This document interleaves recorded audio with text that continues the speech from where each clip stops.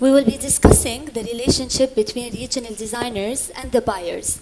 Are the local designers well presented in the Middle East? Are the buyers well supporting them?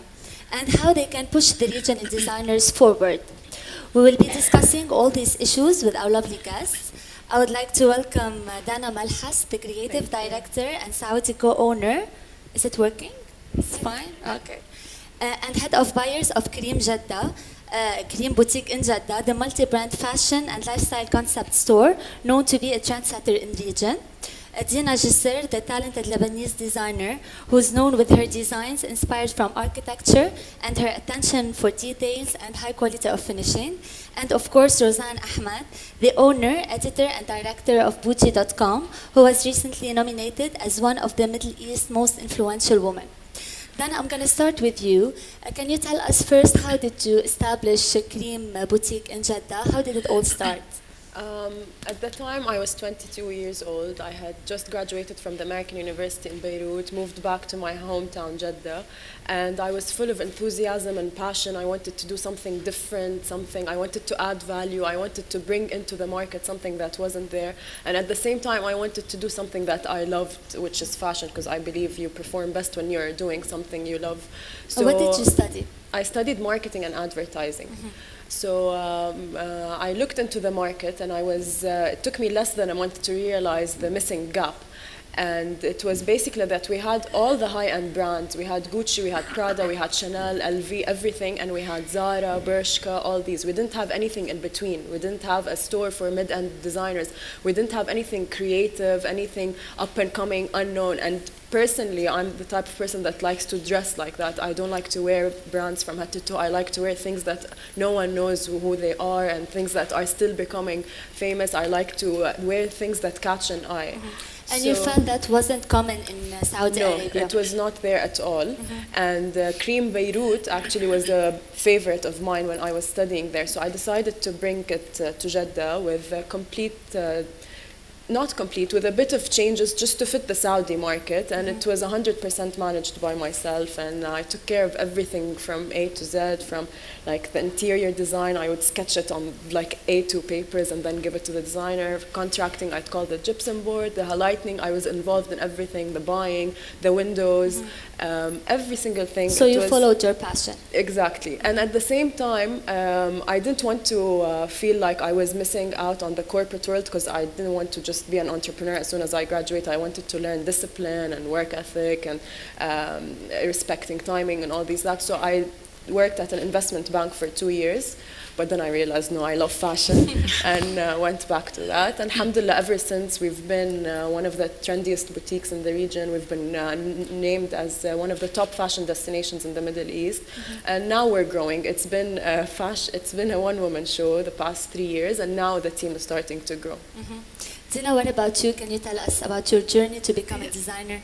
So I was born and raised in Saudi Arabia, and then at 17 I moved to London because I wanted to study fashion design. And ever since I was 11, I always used to draw like clothes and everything. I was always inspired by that. But you studied jewelry design. But I studied jewelry. So when I moved to the foundation course in St. Martin, foundation course is basically you do everything in art.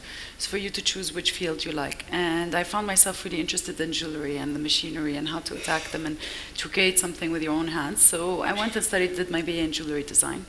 Then I moved and did the gemology course, the GIA, diamond color stone grading. And then I felt like I was confused. There's something missing. I love what I'm doing. I love the jewelry, but it's still not good enough. It's not exactly what I want. So I moved back to Lebanon, and I worked in an architecture interior design company called Asteco, but in the business aspect, just to learn, not by the time I think and know what I want to do, at the same time, let me learn the business. And while I was doing that, I started doing some dresses for my friends. And I realized that it was really nice and very interesting, and I'm loving it. I was like, okay, I want to study that one. So I went to ESMOD, and I did the night courses there while I was working during the day. And then I finished that, and I went and did my internship chez Maison Rabia Kairouz, for a year. Perfect place to start. Exactly. Yeah. Perfect place, perfect designer, and really unbelievable. He'll help you out till now. He's still always there by your side. And then I started my brand, Tina Jisr, and it's basically a line. I was always inspired by dresses, and used to see my grandmother's pictures, and whenever they used to go to dinners or something, it was always nice dress and everything. And I thought that's really nice, and it gives you, a dress gives you confidence. So I wanted to do something with that. And I wanted to do a line that's between haute couture and prêt-à-porter, so prêt-à-porter couture, that fits basically for the clients that want something close to couture. There is the handwork, but at the same time they can buy it off the rack. And this is the line that I've been creating, and this is my 5th season so far. And it's always inspired by architecture. And Rozan, what about you? How did you establish Bougie.com? My story is a bit long-winded, so I think, and by the way, it's spelt with a G, BOUGI.com, not J. But yeah, to summarize as much as I can, my investment, my art is people and culture. So obviously within that falls the art of fashion, and I've always been fascinated with perception. Which is probably why I fell into PR. But I actually started as a writer in the UK, born and raised in England. Yeah, so I started my career in journalism, music journalism. Again, music is fashion's mistress, so somehow I fell into fashion.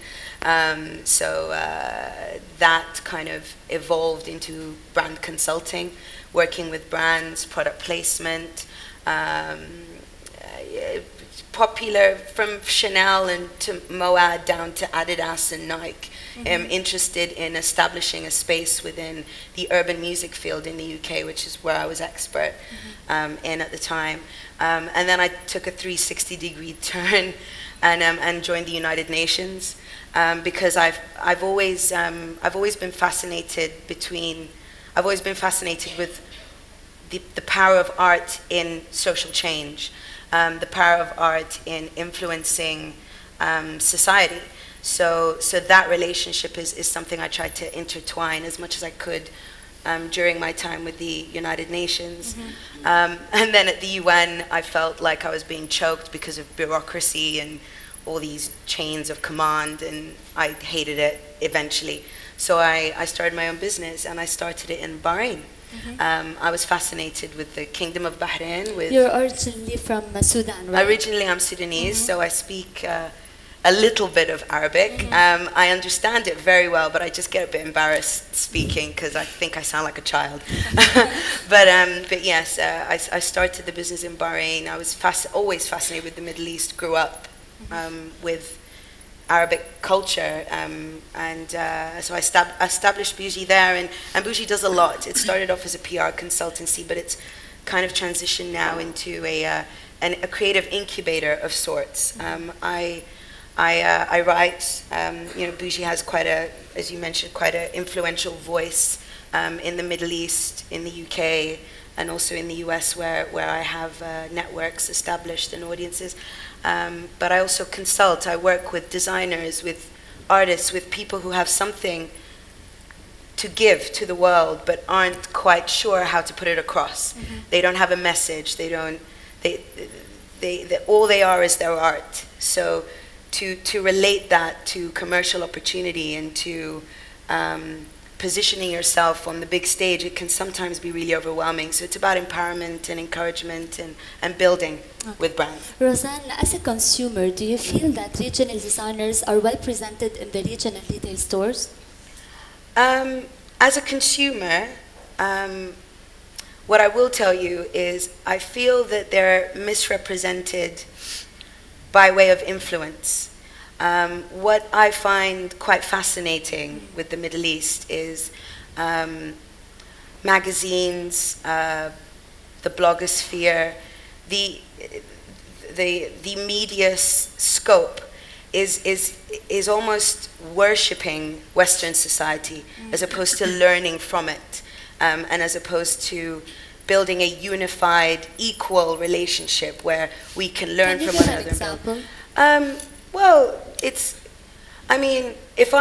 for example, if I went to Russia and I wanted to be the editor of Vogue in Russia, that's not going to happen because I can't speak Russian, so I don't understand Russian.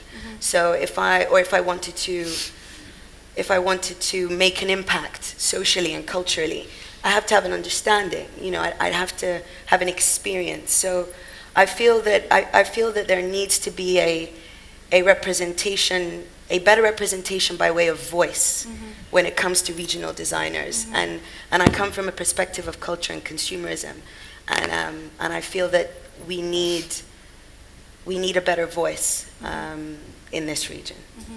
Dana, based on what Rozan just said, how do you feel about the response of the consumers towards the regional designers? It's usually one of two.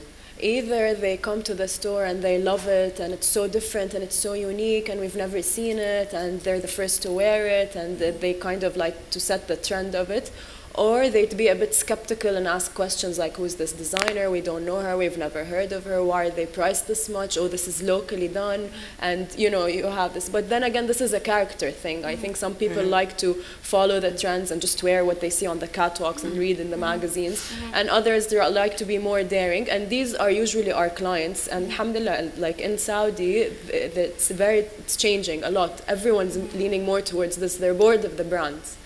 So do you feel that the mentality is changing a little bit? Definitely, slowly but surely, definitely. Okay. Dina, what about you? You are present in many retail stores in the region. How did you convince buyers to buy your products? At the beginning, it was hard, actually. At the beginning, when you first start, which we completely understand from the point of view of the buyers, they want to wait, for first, second, third season to see you continuing. So what we do is we tend to, send them invitations and send them things like that, but we never get a response back. But after a few seasons and after a few, tryouts and keep sending them, I guess the name also keeps popping and they see you continuing, then they come in and approach you. So they book an appointment, they come to the trade show, to see the products and everything. So the first contact was the hardest part? The first contact was the hardest part. And in the sense it was hard, there is no way to really contact them any other way. This is the only way you could do it. You don't know them personally? No, you don't know them personally. I've tried different ways where I've traveled to the country, to go to the shop myself and try to, showcase, but not always you find the buyers there. So you could talk to someone there and give them the lookbook, but they're not usually always there. So this is the most you could do. It takes time, but after a few times, they come to you. And what other problems have you faced? The problems that I've faced, well, first of all, is the invitations that we spoke about. A lot of times also, which is nice, because us as designers, what we want is sometimes to have like 5-10 minutes of their time just to be able to explain them about a collection. Like I know when I work on a collection, there's a lot of inspiration behind this, and there's a lot of details within my dresses. On a picture, when you see it itself, you don't actually understand it very well. You have to be face to face and you have to see the product live. And for me to be able to share that with you and explain you the inspiration, and I usually do booklets with pictures and everything to showcase from that inspiration, how did I come to here. And it's a different feeling when you have that interaction with the buyer. So what other problems that I've had is that sometimes we've tried to approach buyers to ask, we'd like to do a trunk show there on our expenses. And it's hard when they don't know you, which is completely understandable. You're taking a risk from someone that you don't want to know, But it's a good idea that if you give 1 day of your time sometimes to see, because what happens if that, they invite you take advantage of their clients, and they take advantage of giving you 1 day, that if it sells, they will come back next time. So if their clients come and they find it interesting, they will come back, the buyers come, the clients will ask for it, and the buyers will be happy, so everyone will be happy. So I think it's nice to also have that sometimes opportunities. Some other things that we've had, which is... Are you well presented? Do you feel that you were directly well presented in the stores? No, at the beginning, it depends of the stores. Some yes, some no, but also you have to work interaction with the buyers yourself. You have to go to the shop and you have to tell them, I like this, to be represented my brand. No one will understand something as much as you do. So if you don't work on it yourself with them, no one's gonna know. This is your baby. It's like you have to tell them, they have to tell you their opinion, they have to tell you how their concept of their shop is, and you have to tell them how you want dresses to be showcased. So it's nice to interact with each other. And that's mainly what I tend to do is you could get an agent and you could work with Haida, which both ways works perfectly fine. I tend to like to do it on my own and go to the stores on my own and try to get to know them because I want the interaction with the buyers one-to-one and want to get to know them for future reference to be able to learn. But when you do that, it becomes much harder sometimes, you know, to be able to do it on your own, traveling and trying to get to them, because when it comes to agents, it's easier, maybe they interact with them much better, as in when it comes to you on your own, it was much harder for me to reach to that point.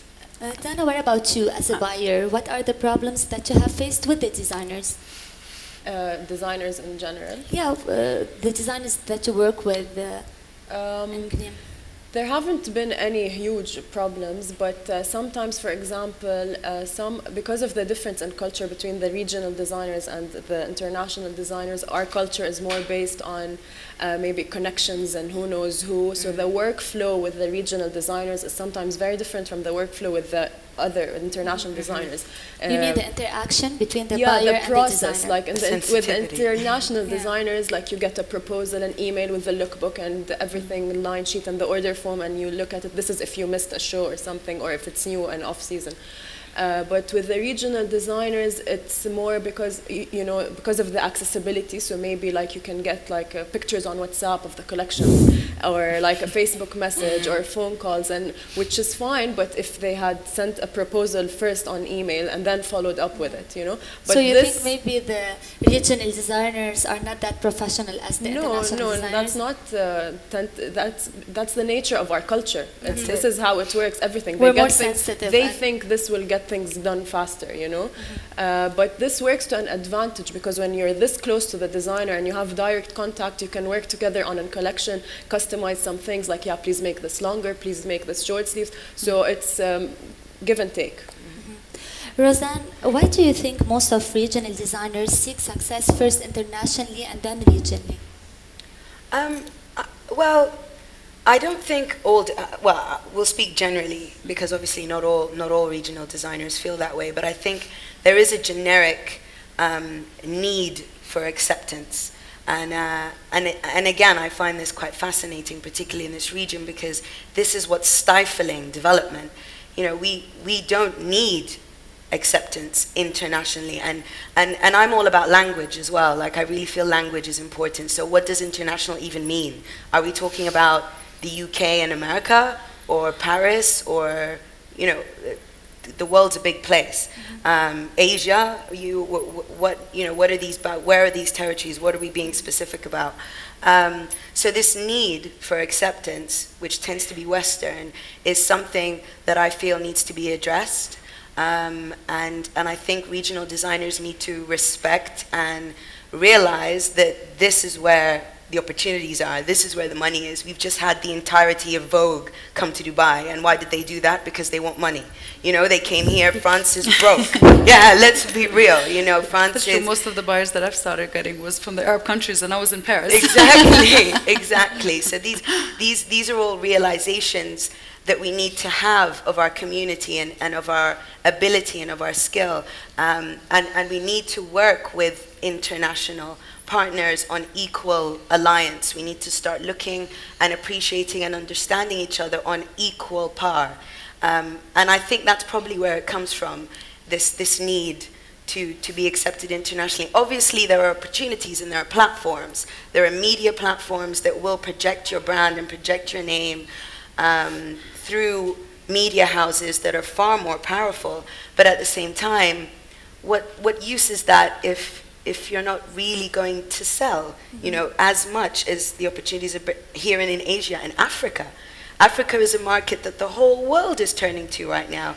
And the cultural similarities between the Middle East and Africa are profound. And these are all relationships and kind of cultural affiliations that I like to develop. So we realize the capital and the creativity is both here. It's here. So if we address these issues and look at them, and also if we're let's be okay with positive critique. There's nothing wrong with critique. I think regional designers, as editors, as individuals that want to help you, if we critique you, and I think a lot of editors sitting down will understand where I'm coming from. If we're looking at a collection and we're like, no, that's not going to work. Let's do this. Let's work with critique, because critique is development. Dina and Dana, any thoughts about this issue? I want to agree with her on something also, as coming as a designer and coming as an Arab designer and designing dresses, which the advantage about us is being, you know, Arab women and all that stuff, that most of us, they love to dress up, you know.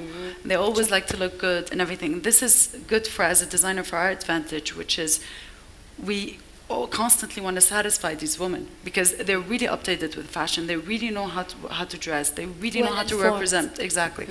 So it gives us an opportunity and more, which is nice to me, because it gives me more will to work harder and harder to prove ourselves and to be able to get them to wear something new and something different.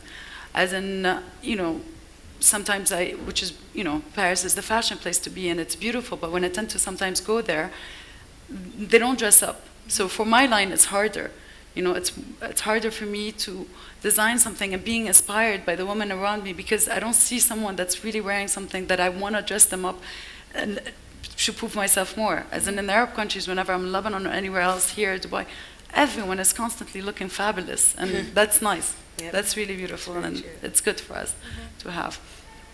Yeah, Dana, would you like to add anything? Yeah, I agree. I think we should focus on our culture and ourselves and our demands and what we like to wear, instead of just following what's out there. Because, for example, a very small example, in our store, the best-selling things are the Oriental, like the stuff with the cuff or the eye, or the they calligraphy. love. Yeah, you connect with it, you like it, and it's part of your culture. So I think we should focus more on ourselves and what we like, and rather than just blindly following or wanting to be someone. We can learn from them, but I think we should learn and add to it, not just take it and bring it here.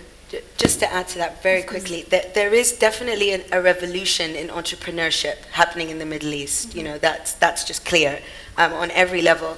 So what the three of us and many people in this room are doing is also the revolution of self, and the revolution of coming into our own and celebrating our own and projecting that to the masses. So I think these two forces coming together, entrepreneurship and self-value and so on, is what's going to take this industry forward, I feel. It's good sometimes for us, like when buyers tell us, as she said, you know, long sleeve, or, you know, to make it long or longer sleeve and everything.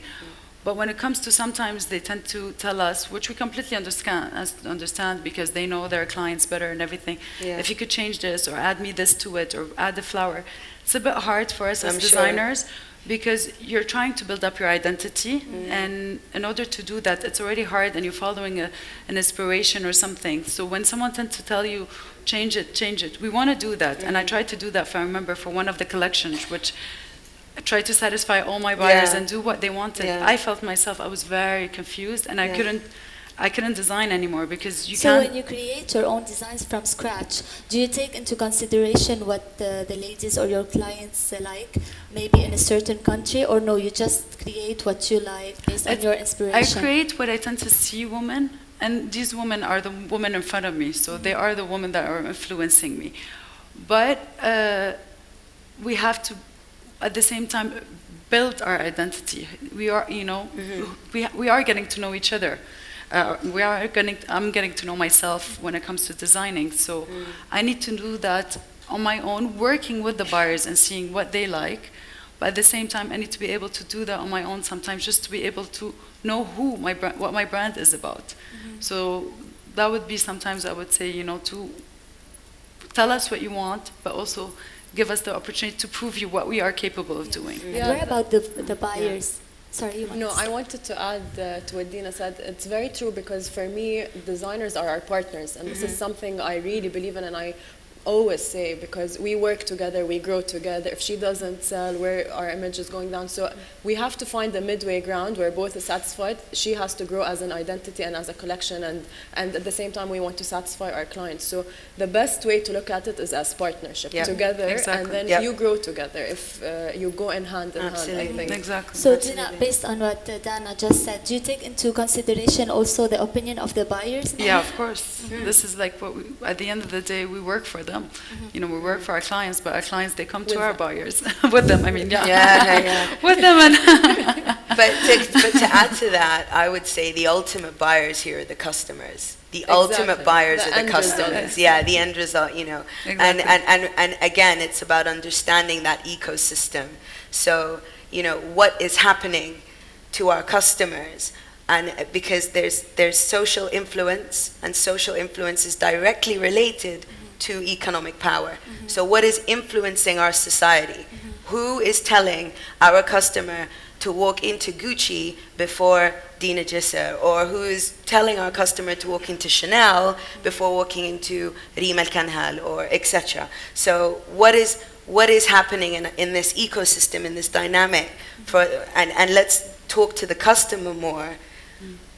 It's an ecosystem that we need to really kind of ravage a little bit. And like sometimes what we tend to do also, we tend to like per month, you know, ask the buyers to please send us the feedbacks of what sold, what kind of dresses sold, what kind, for us also to learn and know what works with them, you know. This designs is working more than that design, so you'll tend to, you're not this one, and doing it this way, we're not changing my design, you're developing something that's similar, but knowing that this works more. So it's more of a look, overall look together, this works, you do it. We are willing to do that all the way. So Dina, how do you think buyers can push the regional designers forward and help them? I personally think trunk shows is a very good idea. You know, I really think trunk shows is a very good idea. It's getting more popular. It's getting more popular. It gets, you know, for us, it helps us also to, you know, have the buyers to try our stuff and to see it, and to get their, for them to get their customers to come and try it and see it if they like it. And it's more exposure. Trunk shows gives you really a lot of exposure. But we need sometimes our buyers, we need buyers to be able to do that. Like if you want to plan it in another country, when you have a shop, you can interact with them. It's easier to send the goods, to send the clothes there. As in when you don't have a shop, it becomes really harder for us. We're stuck with how you get the dresses in and all that stuff. And it becomes so many paperwork to be able to do that. As in it could be much easier with working in collaboration with buyers and shops. Gives the designers more exposure. Exactly. And I think this is one thing that we should really work the most on, our trunk shows. Rozan, what about the consumers? How they can help the designers to have more exposure? How they can support them? How can customers help them? Yes. Oh, I think it's again just kind of looking into yourself. What do you like? And if you're in the Middle East and of the Middle East, and you want to see your economy grow, and you want to see your peers, your neighbors, cousins, etc., successful and on equal par, and there's an independence and this revolution of entrepreneurship, as I was talking about earlier, if we want to see this grow and if we want to see it succeed, then we need to support one another. So go and buy your favorite local designer, or you know, or write to people, write to your editors, write to those who feed you information. If you want to know more about how to revolutionize the economy, or to revitalize the the creative industry in your region, and you want to know more about what's going on here as opposed to what's going on everywhere else, then speak out about it. Speak out about it. And give us, like 5-10 minutes of your time just to be able for the designer to express his work to them. Give a chance to the regional designers. Yes, exactly. Just 5 minutes. Well, Fashion Forward, for example, is a fantastic example of pushing regional talent, and it's opened so many doors, both regionally and internationally, for local designers. So it's things like this. Get involved. This is why Hia Magazine is supporting very well. Exactly. Fashion. There have been so many platforms in the Middle East that have, you know, tried to do this, but the fact that there's a developmental element and an educational element to Fashion Forward, the fact that they've addressed the fact that we need to look at each other, and we need to develop, and we need to educate each other. More of this. Dina, how important is the role of the media in pushing the regional designers forward? Definitely, it's very crucial because at the end of the day, like Rozan was saying, clients, they open the magazines, they read, they see what's out there, what's trending, who's on the cover, and all that. So when the media focuses and turns more to the Middle Eastern designers, it'll promote them. It's natural. When you see it more, you want it more, you like it more. So it's more exposure for the designers, and they're the easiest to give them exposure because the print is there, the team is there. You just need to include them and prioritize them.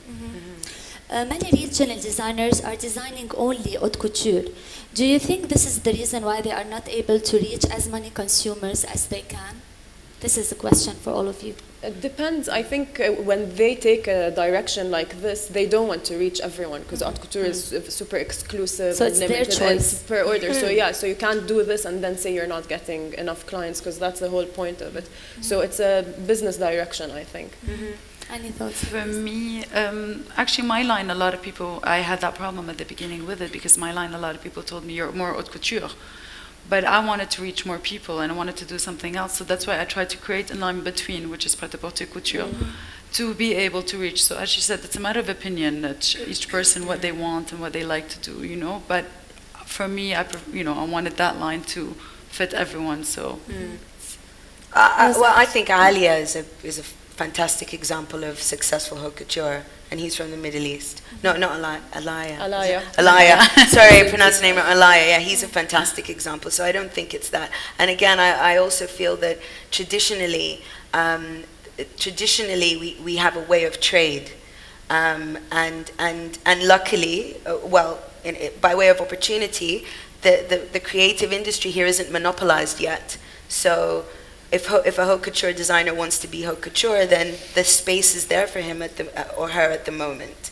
For you know. There's more space on haute couture actually than prêt-à-porter. Yeah. Prêt-à-porter is much more complete. And monopolized too. Yeah, exactly. Haute couture, there's always space. Yeah. Yeah. Okay. Dina, some designers are selling online and bypassing the buyers. If the online sales keep on growing, do you think the role of the buyers will be affected and will change in the future? You mean they sell online on their own websites? Exclusively online. I don't think so because I think the retail experience will always be wanted and in demand. You want to go, you want to feel the items, you want to try them on, you want to see it. I personally do not.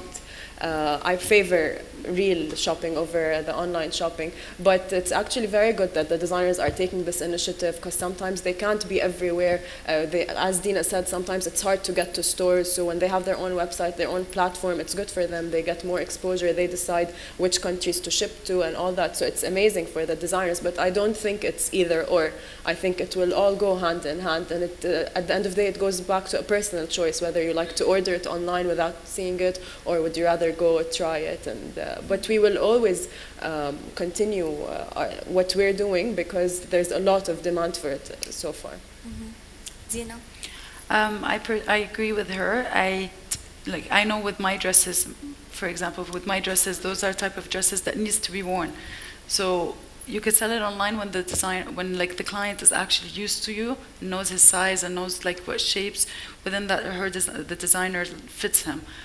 But I know if you buy it right away online, it's not gonna fit you. It could be 36, but it depends. They're similar to haute couture. There's the corset, there's all that stuff, so it has to be tried on, and it's much nicer because you have to feel the fabric. You have to see if the fabric fits you or not. So I think, as she said, it's gonna be you work on it equally, but nothing was gonna take over the other.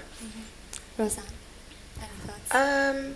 I think this is really more of a buyer designer kind of thing. As a consumer, do you feel that you might just buy online? I'm quite traditional. I am really traditional. I know e-commerce here is huge, and there are so many opportunities now by way of smartphone use, and I do have some affiliations with tech development and creativity, and I do see a window, but I mean, I think more than we need to go. I think we need to move on our own flow. I think we need to move with what we're used to, and there's such a massive. A friend and I have this term, concrete tense, because there's been such a massive gap between generations in this particular part of the world where you have one generation who are smartphone, online, kind of everything, and then you have another that don't even know how to use their laptops yet properly. Do you see what I mean? Or they don't even know what Facebook are. So I think it's something that needs to be researched by way of target audience, and then defining it that way, because we're such a unique market. And again, if there isn't an experience and understanding in that, then it's difficult to move forward. Dana, what would be the one key advice you would like to give the buyers and the designers? Building on what I said, work together as partners and grow together hand in hand. And for the buyers, like when you get invitations, like Dina said, don't miss out. For me, this is my favorite part of my job. I run to the show. I want to be first. When I hear there's a trade show going on, I want to be there at 9 a.m. to catch the brand, to know about it first. In events like Fashion Forward, which is bridging between designers, be there, attend, look at them, talk to the designers. So I think it's probably more effort from the buyers than from the designers to be more present and to put more energy into that. But then again, it depends on the store. Like for me, my store, the whole concept is to bring the new stuff. So for me, this is my favorite part, to go out there and discover and hunt. So maybe other stores, they like to stick to the high-end brands. But in general, just work together as partners. Dina? For the designers, I tend to tell them, keep working hard, nothing comes easily. Fashion takes a long time, and don't think that if it's not coming your way that you have to give up. No, you keep working harder and harder. Even when it comes to the buyers, keep approaching them, keep sending them. One day they're going to come to you, and they will respond to you, and you'll be able to work in collaboration together. And for buyers, give us 5 minutes of your time so we can explain you the Yeah. I would say with designers, I feel that there can be sometimes quite a lot of status chasing as opposed to skills training. Really develop your craft, really make it impossible for buyers to say no to you. Really hone in and develop your signature, develop your mark, and take your space in the fashion sphere, and take it now, because the opportunity is here. I'd say with buyers, look inward a little bit more. Just look inward, because the economic power is here, and the talent is here, the capital is here. It's all here. So I think it's just time for us to all look in and into each other a little more. Thank you, ladies. Thank you. Any questions from the audience? Susan Sabit, Fashion Magazine. I have a question for Dina and Dana. Dina, would you agree that only when you started showing in Paris, during Paris Fashion Week at the buying sessions, that you started getting orders in the Arab countries, only then and not before? And Dana, would you agree that it's very hard sometimes for Arab designers to develop, because most of the shops in the region take them on consignment only and do not buy and order like they would buy international brands? For me, I'm with you, but I didn't have also tried before somewhere else. But when my opportunities to be in Paris and I tried this is where I got all the Arab designers to, Arab buyers to actually show up. So I do agree with you on that one. And I haven't tried anywhere else, so can't compare. I'm actually very happy you brought this up, because some people take consignment in a very negative way, or take it personally more than a business process. For us, consignment is a trial period. We're giving them a part of our store, which we pay per rent per square meter. We do the advertising, we do the PR, we put them on the windows. They're all over our social media and events. They're there, we highlight them, and for them, they're getting exposed. Their name is growing. They're present. And consignment is bad when the designers are not being paid on time, or when they're not getting their money, or they're not getting feedback. But in our case, we try to. We have a sales report that comes out between the 10th and the 15th of every month, and a copy of the online payment. And if it's very little, then it accumulates for 2 months max with the decision approval of the designer. So I don't think consignment is a bad thing, and it's a trial period. We can't try with someone that just started. We need to look into the designer, their consistency in the seasons. Are they going to continue? Are they not? The quality, and if it's also good for them to see if the Saudi market will accept it. Do they like it? Do they want it? Shall we change the colors? So it's a completely a trial period, I think. But a lot of us think that when you are on a trial period, consignment basis, it is very difficult to plan a season ahead and produce, not knowing are you going to sell it or not. So we feel it hinders the local designers to develop and become professional in a way that they work like abroad, they make their collection 6 months before, show it at the fashion weeks or to the local buyers even 6 months before, and then get the orders to be able to produce. So they're sort of in this self-financing themselves all the time, waiting to be sold or maybe not sold. So maybe there should be more risks taken, and I understand maybe if it's a new designer first season, but if somebody who's been with you 2-3 seasons and shows a following, shows sales figures, that maybe one should give them chances and not say, oh, there are many anyway and they'll be here whether I take them on consignment or not. That's never the way we look at it. And again, consignment does not really depend on whether it's a regional designer or it's an international designer. Consignment depends on the designer. When did they start? How did they start? How's the season going? What was the background before? And sometimes when you were with a designer for 3-4 seasons, like you said, and sometimes the sales start going down. They start amazingly and then they start to go down. So then this turns things around. We can't buy if they're not selling. And on another note, we don't have to support the designers because we want them, the regional ones. We don't have minimum orders like, oh no, you have to produce 20. No, we sit with the designers. I've done that several times. I tell her, what's your budget? How many pieces can you produce? Okay, you can produce 10 pieces. I want one of this, one of that, just to make her present and without any of us losing.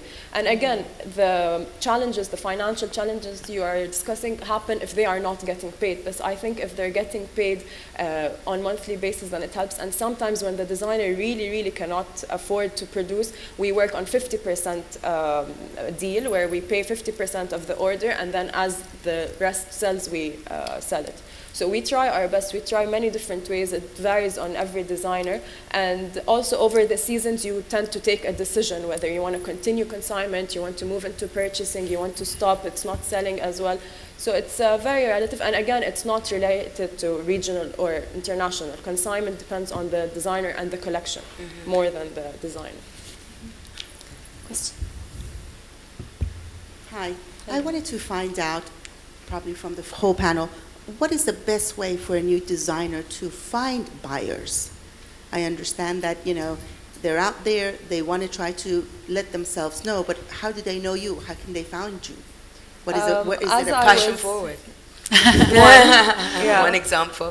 For me, the way I did it is, as I was saying before, is actually what I did is I just went. You have to research for which shops you feel you fit in, first of all. So depending on your designs, you have to see where you fit. And try to go sometimes to the shop and try to really reach to them and try to get the contacts by interacting with the sale lady and everything.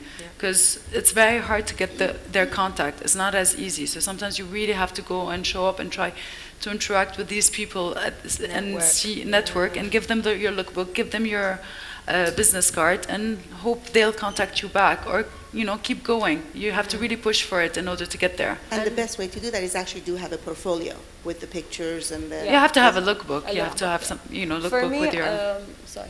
For me, as I was saying, this is one of the things that buyers need to focus more on. For me, it's my favorite part of the job, and I receive personally the emails every day of the designers with the lookbook and the line sheet, and I look at them. And so we have an email for everyone. Everyone knows about. They send us the lookbook, and this is how we get in touch, and we discuss it. My partners and I, we see if it's suitable. Does it fit the store? Is it our style? And then we take it from there. So for a start, I think an email with the lookbook and line sheet to the buyer. Hopefully it will reach the buyer directly, and then you can take it from there. This question is for Dina and Dina, mostly. But I want all of your opinions. Like in Kuwait, there's some buyers, big buyers, like they come to Dubai and buy some from the local designers. But when we tell them, like for example, there's a brand, when we tell them that you need to come to the showroom to feel the fabric, to see, to get inspired by it, they reply by, we have a budget for like New York Fashion Week, London Fashion Week, Paris Fashion Week. We cannot come to a local designer like in Dubai just to go to the showroom and buy from them. They prefer the lookbook. I'd like to know what's your opinion on that. هلا هن what they prefer the lookbook for is they prefer to they want to see it in advance to see if it's something that they could get it to their shop, if I'm not mistaken, or not. So if it's something that they could relate to and get it to their shop, then there probably they'll be interested to, you know, get more further. But I'll leave that more to her since that's her field. I'm not with this, but it kind of makes sense sometimes if it's a minority, because for example, you can't end up going to every country in the world to see one designer in each. That's why sometimes it makes more sense if our regional designers, for example, would go to the big trade shows if they want to get this exposure and they want people to feel their fabrics and so on. But an email, as Dina said, it's a first step and you take it from there. And definitely you have to feel the structure, you have to see it. And sometimes if the buyer can't come, maybe some designers, for example, for us, they send us samples, like one of each, for example, 3 total, just to see the fabrics, to see the cut, if we really can't make it. But me being in Dubai and with Fashion Forward present has been a great link to all the Middle Eastern designers, because there's always someone in Dubai coming to Dubai, also in Beirut and Jeddah. So I think maybe your concern is with the international designers who find it hard to come, buyers, sorry, who find it hard to come to Dubai. No, it's not a matter of it's hard to come. Like, I know a couple of designers, like in Dubai, they sent an actual lookbook to them, they saw it, but sometimes there's like specific designs that you cannot like visualize them in the picture. You have to feel them because there's a lot of asymmetrical cuts and everything. That's what I mean. No, I'm with you on that, and but that's something, I guess, that's what we were saying, and it's something that you have to constantly send in order for one day for them to be, you know, to hear you. Like if it's the beginning, as we said, like at the beginning, they tend to want to really see if you're going to continue constantly. And then by time when they hear your name, I guess, you know, a few times, that this is when they come and approach you eventually, and they will come to you. Thank you. Or try to go to them. Thank you. Thank you. Thank you. Thank you. Thank you very much. Thank you.